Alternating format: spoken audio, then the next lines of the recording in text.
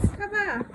আচ্ছা ঠিক আছে, আমি তোমাদের জন্য নুডলস নিয়ে আসছি। হ্যাঁ, আসসালামু আলাইকুম, আমি আয়াতানের মামুনি বলছি। আজকে আমি আয়াতানের জন্য রান্না করব নুডলস।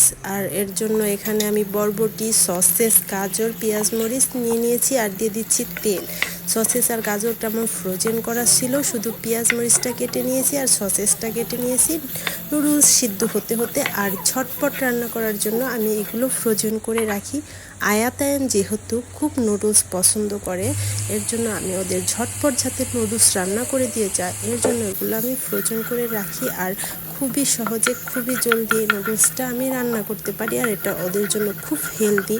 আয়াতায়ান অনেক নুডলস পছন্দ করে, ওদের যদি আমি 3 বেলা নুডলস খেতে দিই 3 বেলায় নুডলস খাবে। আর ওরা নুডলস খাওয়ার বায়না আমার কাছে যখন তখন করে, এর জন্য আমি ওদেরকে এভাবে নুডলস রান্না করে দেই। এটা খুবই হেলদি হয় আর ওরা খুব পছন্দ করে। নুডলস রান্না করতে সবাই জানে, এতে বলার কিছুই নাই। সবার বাসায় কম বেশি নুডলস রান্না করা হয়।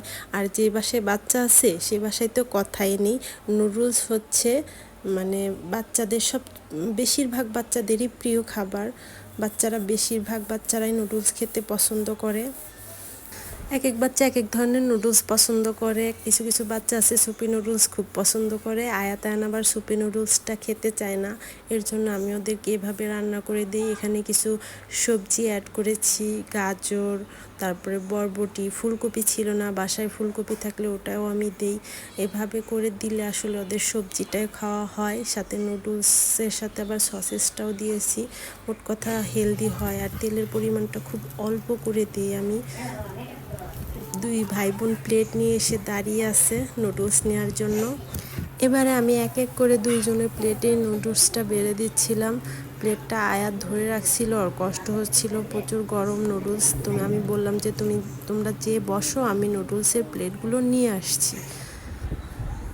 এই নাও গরম গরম নুডলস। এই যে এসে পড়েছে গরম গরম নুডলস। কে বলো তো কেমন হয়েছে? মুখে গরম লাগবে বাবা, আস্তে আস্তে খাও।